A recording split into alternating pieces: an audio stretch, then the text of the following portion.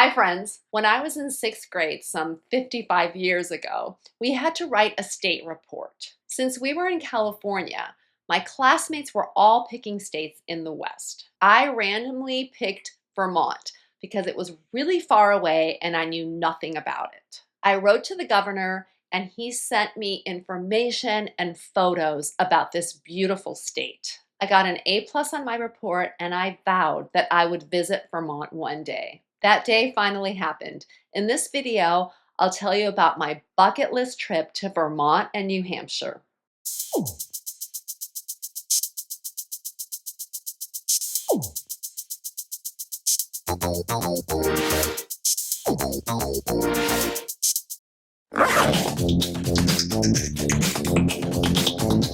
Welcome to the Dress Up Mom!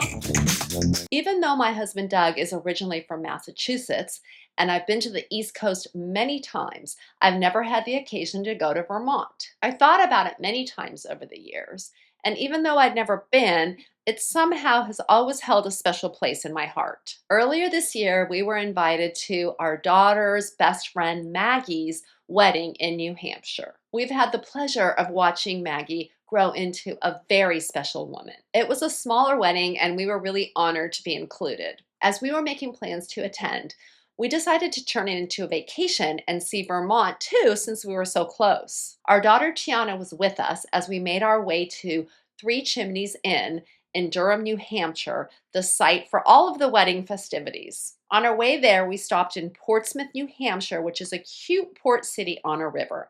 We enjoyed breakfast in the downtown area and had fun walking through and, of course, shopping in Market Square. It doesn't matter where I go, I always seem to find the resale boutique, a chic boutique consignment shop, and it looks really, really cute in here. So we stumbled onto a store that makes these bags out of vintage sails.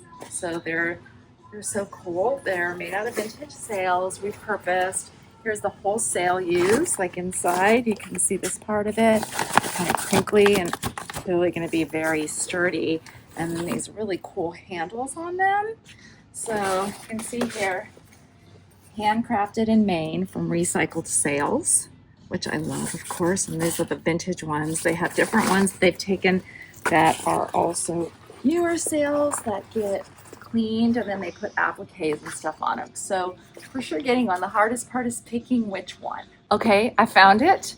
This one has the number 5/7, which is the year Dougie was born. So we have the 1957 on here. Look at the inside, it's really cool. I love this one. I'm so glad I found it. It even has a vintage tag on it and stuff. So I found my new bag.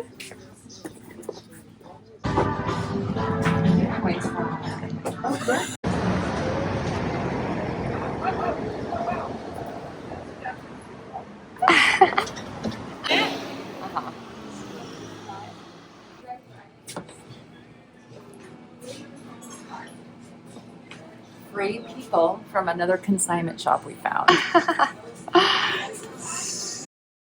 We then went across a bridge and were in Kittery, Maine, where I had the best lobster sandwich I've ever had. Doug's clam with the bellies were enormous and delicious too. We then got to the historic inn, which was so cool, like stepping back in time. We did have to lug our huge suitcase up 3 flights of stairs, which was a good workout after stuffing ourselves all day. It was really nice having everything take place at the same location. And it was fun getting to meet and know our fellow guests at the welcome party that night. Our daughter was in the wedding party and had plans the day of the wedding, so Doug and I took a very short drive to Emery Farm. Established in 1660, it is one of the oldest working farms in the United States. We took a little hike, picked some flowers, and enjoyed a delicious lunch before heading back and resting before the wedding. The wedding was very special. Touching, heartfelt, and emotional, and it took place in this lovely garden that was shaded and cool and right on the property. Tiana looked gorgeous in the dress I found for her at It's a Wrap, a resale shop in Burbank, California that offers the general public the opportunity to purchase actual wardrobe and props from movie and TV sets. We were so proud of her as she nailed her speech about the bride and groom. She even sang and brought the house down. The next day, Tiana headed home, and Doug and I made our way to our next stop, Wolfboro, New Hampshire. Doug lived here for a couple years when he was in middle school, and he has very fond memories of it. What a quintessential New England town, right on Lake Winnipesaukee. We stayed at the Wolfboro Inn. That was a short walk to downtown and a bunch of good restaurants and shops, all of which are local. Not a chain in sight. I loved it. The inn also has its own private beach and dock, and I enjoyed sitting and meditating on the lake. So we're 68 and 63, been married almost 40 years. We have the secrets to life. Don't we have the answers? No. We have no answers? It was so nice getting a glimpse into my husband's childhood, and I was really starting to get into this slower pace and small town vibe. The next morning, we made our 3-hour drive to Stowe, Vermont. When we got off the freeway, I was struck by how pretty the scenery was.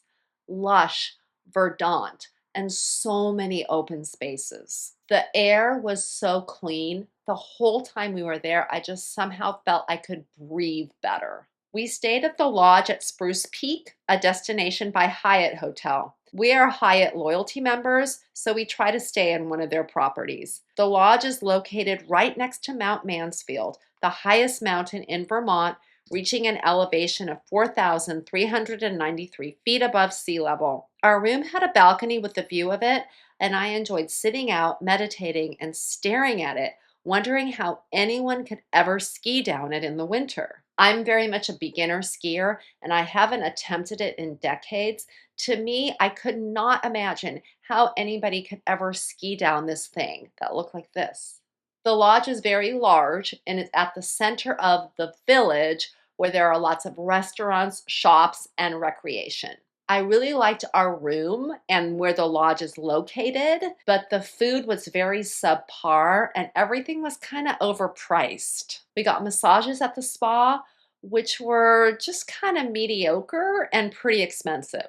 The pool and hot tubs were nice and looked out at Mansfield. The valets were super helpful and they gave us some great tips. We also had a small kitchen area in our room, so we were able to bring food back, and we even ordered pizza in one of the nights. One thing to note is that some of the restaurants are closed on Monday and Tuesday, or Tuesday and Wednesday, the days that we were there. There are still plenty of really good options available. One thing that was a little perk for me is that there were a bunch of Serbian students working at the hotel while we were there. That is my heritage. My parents were both born there, and I speak the language a bit. It was fun meeting and getting to know some of them and learning the inside scoop on the lodge. In my package from the governor some 5 decades ago, there were photos of horses in the greenest pastures, and I dreamed of riding horses if I ever got to Vermont. All right, we are heading to our horseback riding, and it is way out in the country and so beautiful. Really difficult to explain how beautiful and green everything is around here. I mean, look at this meadow. There's Dougie. Yay. This meadow with all the flowers. I mean, look at this. It's just so gorgeous. It rained last night, so it's really clear and sunny right now. I mean, oh, so beautiful. So, honey, how are you feeling about this trail? Oh, I'm a cowboy. I'm an absolute cowboy. I feel sorry for the horse. I'm pretty excited about it, though. I'm really think this is going to be special and a great way to see this beautiful scenery. I got to make that dream come true at Joy Stables, a family-owned and woman-run stable offering guided trail rides. At the stables, Doug and I got to experience the majestic beauty of Vermont atop 2 of the biggest horses I've ridden, Alex and Red. It's hard to verbalize how beautiful the scenery was, and the weather was perfect.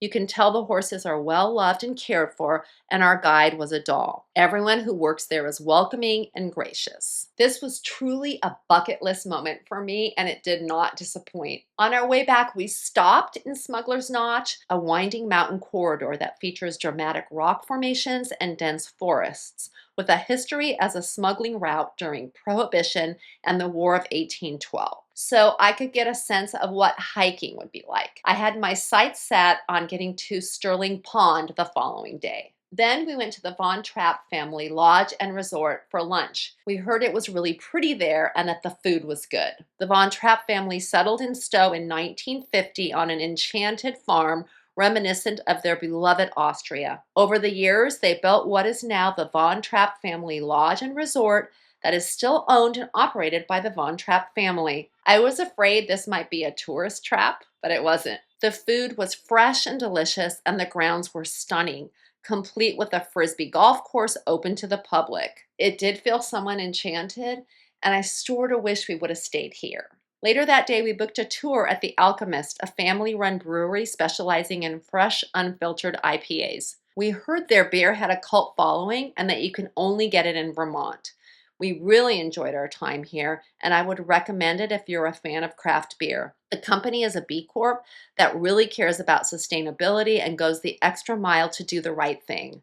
The beer is absolutely outstanding and probably the best IPA I've ever had. Live music, great art, surrounded by green rolling hills, and a relaxed vibe. On our final morning, we went to downtown Stowe for breakfast. The pancakes and maple syrup really are quite extraordinary here, and it's a nice change to see towns full of locally run restaurants and stores. It was raining and had gotten a little chilly. I was still hoping to hike to Sterling Pond, so we stopped in the general store to pick up something warmer to wear. I dropped Doug off at the hotel and headed back to Smuggler's Notch. When I got to the Sterling Pond Trail and I started up the rocks, I could tell right away that there was no way I could do this with the equipment that I had, what I was wearing, and in the rain. So I decided to get back in the car and drive to Barnes Camp and try the trails there. Okay, I'm on what's called the Barnes Loop, and I think this is right, but I can kind of see how you get in trouble out here. Truly hard to explain and describe how beautiful and green it is up here. Little light rain, it's just beautiful. I need to cross this in my little tennis shoes. Okay, here we go.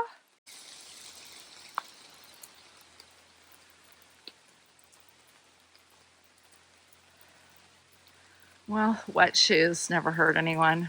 I finally figured out I just need to follow these blue marks to make sure I'm on the right trail. Ugh. I might have bitten off a little more than I could chew here. Whew, this is a bit of a hike, but I think I'm seeing signs back to the Barnes camp, so should be okay, but wow, this might have been kind of dumb. Downhill, hallelujah. But oof, it is beautiful up here though. The rain is coming down. You can't really feel it because of the trees. Oh, but next time I come back, I gotta get in a little bit of hiking shape and sort of learn how to do this properly. I think I'm almost there. It's really pretty, and this downhill hasn't been too steep the way that this one is. I'm curious to see if this is an easy one or intermediate, but it was a bit of an adventure. Yeah, I'm kind of high up too. You can't really tell those big mountains are there, but I'm curious to find out more about what this is that I just did. The sun is coming out now. It's just glorious. Kind of glad it wasn't out because it was nice and cool. I was already kind of sweaty. Okay, I'm back. I made it. I had myself a tiny bit of an adventure, and it's sort of whetted my appetite to get to do a little bit more of this and certainly to come back. The following is an interview with Rika Kinakaden. After I slept for 3 hours in this beautiful hotel bedroom with my comfy robe, we're about to go to Rika Kinakaden, who's going to tell us about her view of hiking from Smuggler's Notch. Okay, so the bottom line is I definitely want to come back. I want to have the right poles. I want to have the right hiking gear and clothes because I could see how this could be very fun. But I wasn't prepared. Thank goodness the valet guy gave me a big tall umbrella that I could sort of use as a stick. Even just driving up that little road, whatever that road is that gets you up to where I was supposed to go to Sterling Pond was frightening in the rain going down. Went over to that Sterling Pond, started up it, realized there's no way I could do this. Came back down. The people are so nice. There was a lady across the thing and said, oh, head down to Barnes Camp. There's a really good loop that you can do. It'll take you about an hour. And so I did that. It took me a little bit of time to find the Barnes Camp. I stopped at different places looking up the thing. Anyway, at first I started on something called the Long Trail. And again, up, up, up. And that was a little scary, but then I turned around. I found this loop, which also went up and down these mountains. I had to go through like a water thing, which I made so these shoes aren't quite going to come back. And I got up pretty high, got a good view, and then almost thought, oh my God, am I going to be able to make it back? I almost like turned around to go back down the way I came. Thank God I didn't. I continued on the loop and kept going. It was exhilarating, slightly scary, a great workout, and I definitely want to come back. I knew though that Doug would not have wanted to do any and all of this. He would have been like, where are you taking me? What are we doing? Look, I'm still sort of sweating. But anyway, a really fun way to end the time here. I will be better prepared when I come back, and I'm already making plans to do that. And I will get to that Sterling Pond. On our way out of town, we did the Ben & Jerry's factory tour, which was also fun, educational, and worthwhile. It is so refreshing visiting a company with a delicious product that also does the right things and has values that align with my own. I was sad to leave Vermont, but I know that I will be back. I really want to take a family vacation here. Even though it took me a while to get here, I think I came at the perfect time in my life because I can really appreciate now what Vermont has to offer. I was surrounded by green, my favorite color. The wildflowers were in bloom everywhere, and the open spaces, lack of congestion, and just the pace of it allowed me to unwind in a way I haven't been able to in a really long time. My hike in nature, even though scary and slightly stupid to do, definitely made me see the appeal of spending time alone in nature with no distractions. It filled all my senses and I felt so alive. The people were so friendly, kind, and unhurried. They went out of their way to be helpful and welcoming. The places we visited seemed aligned with mission and purpose and were really trying to do the right thing. It was palpable. I felt like I could be my authentic hippie self here, and I felt free. So I fell in love with Vermont. It's one of the first places other than San Diego where I think I could live happily. I'm sure each season there is extraordinary in its own way. I do think I would miss the ocean though, so my dream would be to spend a month in the summer in Vermont. I'm just putting it out there. Do you also love Vermont? What are your favorite things about it? How about New Hampshire? I would love to know in the comments below. Thank you so much for watching. I really appreciate it. Until next time, have fun and dress it up a little. If you're already a subscriber, thank you, and I love you. If you haven't subscribed, please do, and tap the bell for notifications.